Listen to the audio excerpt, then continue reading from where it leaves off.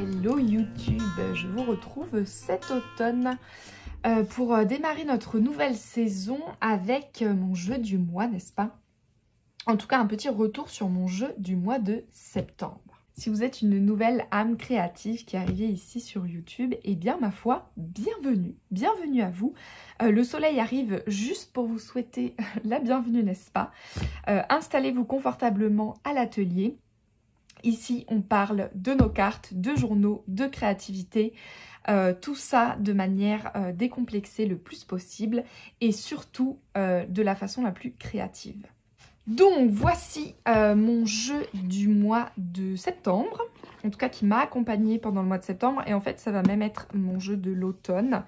Donc, même si il va laisser un peu la place à mon jeu du mois prochain. Il sera toujours un peu dans les parages. C'est donc le tarot du Seigneur des Anneaux. Bien sûr, qui dit automne dit retour du monde de Tolkien, retour du monde de Poudlard aussi. Mais ici, c'est dans la comté que je vous amène. C'est vraiment un jeu que j'ai découvert totalement par hasard.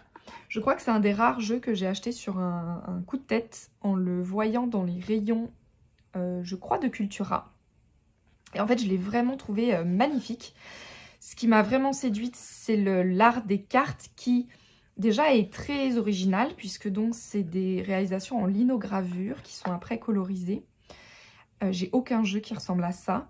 Et aussi que du coup, c'est vraiment une réinterprétation. C'est pas calé sur 100% les visuels du film, dans les personnages, etc. Et donc ça, je trouve ça vraiment chouette. C'est vraiment une réappropriation.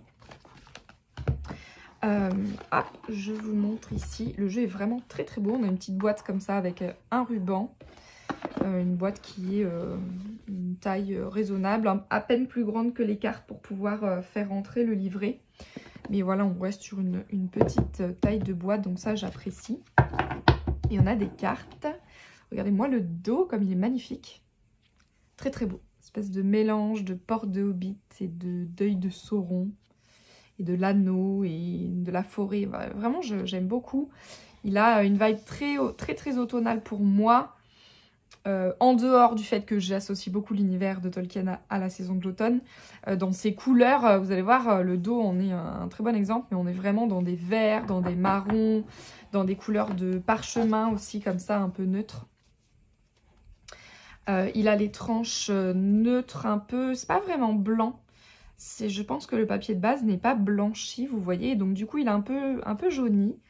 J'ai laissé neutre parce qu'en fait, j'aime assez bien. Peut-être qu'un jour, je les mettrai en couleur peut-être d'un vert très pâle.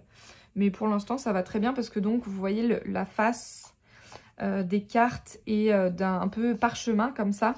Et donc, c'est tout à fait dans la continuité. On est sur un rendu plutôt mat, légèrement satiné. Je sais pas trop si on va voir à la lumière de la caméra. Mais c'est plutôt mat. J'aime beaucoup ce rendu. C'est pas brillant comme ça. Donc je trouve que ça a un côté un peu plus classe que le brillant. Et en même temps, il se manipule très bien. Les cartes glissent bien entre elles. Ça colle pas comme vous savez, le toucher peau de pêche ou pétale de rose. Là. Ça, c'est vraiment très agréable. C'est une finition que j'aime beaucoup. Et donc, on a un jeu qui est sur un système de Marseille, comme vous pouvez le voir ici, sur les mineurs. Les mineurs sont illustrés comme ça, donc les coupes, les anneaux, les épées et les bâtons. Au début, ça m'a un peu freinée, parce que déjà, je ne travaille pas avec le tarot de Marseille. Et puis, moi qui aime me plonger dans l'illustration de la carte pour en sortir mon interprétation, ici, c'est voilà, hein, le Marseille, ça limite cette approche-là. Mais déjà, on a vraiment des éléments qui ont été choisis en lien avec le thème du jeu. C'est pas juste des épées, c'est vraiment les épées du Seigneur des Anneaux, les bâtons des magiciens, les anneaux, bien sûr. Pardon, ce sont ceux qui ont été créés dans l'histoire. Et puis les coupes, en fonction des cartes, on a des coupes qui ont l'air d'être plutôt de chez les elfes ou de chez les hobbits. Voire de chez les nains aussi. Je sais qu'on on en a certaines où ça va plus être comme hop, vous voyez là, des bocs de bière ou taillées dans le bois ou dans la pierre. Enfin voilà, elles sont quand même, c'est quand même un peu adapté. Et puis on a certaines des cartes Vous voyez, ici, on a des shops. On imagine bien la taverne d'Obitbourg ou quelque chose comme ça. Et puis, on a certaines voilà, mineures qui ont vraiment un... Pour le coup, elles sont presque illustrées. Ici, là, on a le Balrog avec le combat de Gandalf et du Balrog. Voilà, ici, les 3 bâtons des 3 magiciens. Je ne sais pas si on peut dire principaux, mais voilà, ici, on a l'araignée pour le 8 d'épée. Ah, voilà, il y a quelques mineurs qui sont comme ça un peu illustrés quand même. Et surtout, le livret... Je laisse finir mon imprimante. Surtout, le livret est hyper bien écrit pour nous plonger dans ces mineurs. Et puis, le fait que ce soit un jeu qui est relié à un univers de pop culture, je trouve que ça facilite la projection.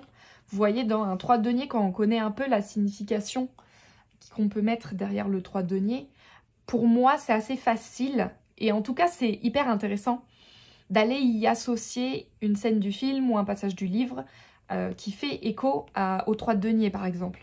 Donc, je trouve ça assez facilitant, peut-être, en fait, d'approcher le Marseille par un univers de pop culture qu'on connaît bien. Parce que je pense que c'est plus facile d'accrocher avec les mineurs. Regardez-moi comme les cartes sont magnifiques. Vraiment, le côté linogravure, j'adore. Le travail est dingue. Les couleurs, vous voyez, c'est tout doux dans la colorisation. On est vraiment dans des couleurs chaudes et puis quelques teintes de vert comme ça de temps en temps. C'est pour ça que je trouve qu'il va très bien pour l'automne. Et j'adore, les personnages sont bien singuliers, je trouve ça hyper fun. Pour que vous le sachiez, on n'a pas que des personnages du film, pour ceux qui ne connaissent que les films des Seigneur des Anneaux. Dans les cartes, on a aussi des personnages du livre, voire de l'univers en général. Donc voilà, si jamais il y a peut-être certains personnages que vous ne connaîtrez pas, que moi je ne connaissais pas au début. Il y en a certains qu'on découvre dans la série du Seigneur des Anneaux là, qui est en cours. Mais du coup, je trouve ça vraiment hyper original. Je suis pour la plupart du temps tout à fait d'accord avec les choix. Ça, c'est toujours un truc un peu délicat quand on prend un univers de pop culture, d'avoir forcément des interprétations personnelles d'associations. Et là, globalement, je suis plutôt... Regardez cette as d'épée, l'épée d'Elendil. Je suis tout à fait d'accord. Celle-là est magnifique, l'as d'anneau. Donc les deniers sont renommés en anneaux. Vraiment, je suis très très fan. Je ne vais pas toutes vous les passer, mais vous voyez les personnages ici. Arwen, le miroir de Galadriel. Voilà, vraiment, il est magnifique. Legolas ici, injustice. Ah bah voilà, là typiquement, valet de bâton. Je sais plus qui c'est. Je sais plus si c'est Tom Bombadil ou un hobbit. Mais voilà, on a aussi les... Alors on a bien sûr ici le... je sais plus, le roi d'Angdar peut-être. Le roi des Nazgûl. Je sais plus qui est représenté, je pense que c'est lui. On a des orques aussi, on a les magiciens bien sûr, les hommes. Là.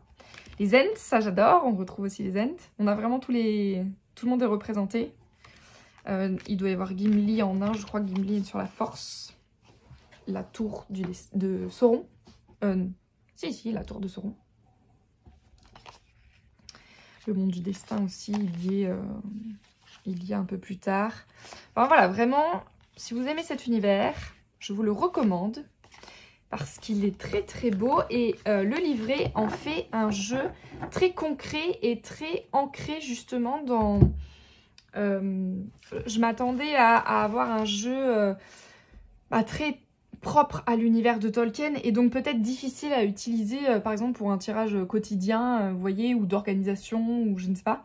Et en fait le livret rattache vraiment à des situations tout à fait concrètes et de la vie quotidienne, tout en restant dans cette idée de quête et de voyage. Et vraiment, le livret, je le trouve fantastique. Déjà, il est très original, puisqu'il se déplie comme ça, sous forme de parchemin. Alors, c'est pas hyper pratique à l'utilisation, mais je trouve que c'est assez original pour être soulevé. Et puis, on a à chaque fois un petit descriptif de la carte, et puis à l'endroit, à l'envers. Mais vraiment, il est vraiment très très pertinent. Du coup, rarement, quand je fais un tirage, je vais lire le livret à chaque fois. Parfois, pour compléter une interprétation que j'ai du mal à sortir, je vais sortir le livret, mais c'est plutôt dans ma découverte du jeu ou quand je veux parfaire mon apprentissage du tarot que je vais utiliser les livrets. Mais celui-ci, je l'utilise quasiment à chaque fois parce que je le trouve vraiment pertinent. Et d'autant plus quand ça tombe sur, par exemple, un personnage que je reconnais pas ou sur une des mineures qui, du coup, en tarot de Marseille, ne me parle pas spécialement. Donc là, vraiment, je vais très souvent m'en servir. Je l'ai annoté, d'ailleurs, de mes idées de scènes ou de moments ou de personnages à qui relier la carte en fonction de ce qui est écrit et en fonction de ma vision de la carte. Quand soit je n'aurais pas mis la même chose, soit il y a d'autres idées, parce qu'il y a parfois forcément plusieurs personnages ou plusieurs éléments qui pourraient convenir pour une même signification. Hein. Voilà, on a toutes les cartes comme ça, et puis on a à la fin, hop là, on a quelques pages avec des tirages spécifiques. Ça, j'aime vraiment bien, les tirages spécifiquement créés pour le jeu, dans le thème du jeu. Donc voilà, ils sont vraiment chouettes avec des petites notes sur les créateurs. Donc un illustrateur et une autrice. Et puis on a un petit texte sur prendre le soin de notre jeu de tarot. Et vraiment, ouais, je l'aime vraiment beaucoup, ce petit livret. Donc, je ne peux que vous recommander. Et donc, hop là, j'ai eu envie de l'explorer pour ma part dans un journal un peu dédié. Vous savez que j'adore faire ça maintenant. C'est d'ailleurs la raison d'être de cette série de vidéos. C'est de voir quel journal j'associe à mes jeux. Et ici, j'avais vraiment envie, j'avais en tête le journal de Bilbon dans lequel il écrit son récit. Donc vous voyez vraiment un journal assez simple, en cuir, souple. J'imaginais un peu vieilli parce qu'il l'a trimballé partout et parce qu'il a mis des mois à écrire dedans. J'avais envie de retrouver ça. Et donc, je me suis acheté ce journal-ci, que j'adore d'ailleurs. Si je le retrouve, je pense que j'en rachèterai un deuxième parce que je l'aime vraiment beaucoup. C'est un format B5. Je l'ai trouvé à Cultura, je crois. Un format B5 avec une couverture souple comme ça en imitation cuir. Hein, c'est du faux cuir. Je recolle un peu mon petit sticker de Porte d'Hobbit qui vient de ma planche de stickers du Seigneur des Anneaux que j'ai collé dessus. J'aimais beaucoup sa couleur vert menthe comme ça. Et voilà, on est vraiment dans du format un peu grand comme j'imaginais, la bonne taille. Et il se trouve qu'on m'avait offert à mon anniversaire le carnet de croquis d'Alan Lee, qui est un des dessinateurs officiels du Seigneur des Anneaux. Mais sur le carnet en question, il y avait une surcouverture comme ça, vous savez. Et en fait, moi je trouve souvent pas ça très pratique. J'ai tendance à les enlever parce qu'en fait ça s'abîme. À chaque fois qu'on prend le livre en question, le journal, la couverture elle bouge, ça s'abîme. Voilà, j'aime pas trop ça. Et donc je l'avais enlevé, mais je l'avais gardé parce que je la trouvais super belle. Et donc je m'en suis servi comme couverture pour mon journal ici. Puisque l'année dernière sur Patreon, j'avais créé un challenge de tarot basé sur l'univers du Seigneur des Anneaux. Et donc, eh bien, je me suis imprimé en grand la carte de la Terre du Milieu. Il faut que je rajoute à chaque endroit le lieu où j'ai associé donc les questions du challenge que j'ai imprimé ici. J'avais fait une petite liste sur voilà, un visuel qui ressemblait au parchemin. Et donc de chaque côté des rabats comme ça, on a la liste des questions. Donc quand j'ai suivi mon challenge, j'ai pu... hop, j'avais comme ça les questions toujours avec moi. Quand je journalais, c'était très pratique d'avoir les questions à côté. Et puis la carte donc en fond, en arrière comme ça. Et alors celui-ci est très très simple puisque dedans c'est simplement de la prise de notes. J'ai très peu décoré pour le coup, j'avais vraiment envie de quelque chose de simple. J'ai simplement décoré avec mes petits stickers et puis une belle palette de couleurs et une belle écriture. Mais on est vraiment dans du principe journal comme ça où c'est que de la prise de notes. Je mets un petit sticker sur chaque page. Donc je vais pas vous le parcourir ou très vite parce que pour le coup c'est vraiment un format tarot journal avec les prises de notes ici de méditation sur des cartes, la carte de l'empereur qui a vraiment été un déclic pour moi sur les notes que j'ai prises en espèce de visualisation ou de méditation devant la carte de l'empereur qui est donc Aragorn. J'ai fait des mind maps sur des cartes, la création de sigils, la création du tirage propre à mon jeu, le tirage de la quête que j'ai créé.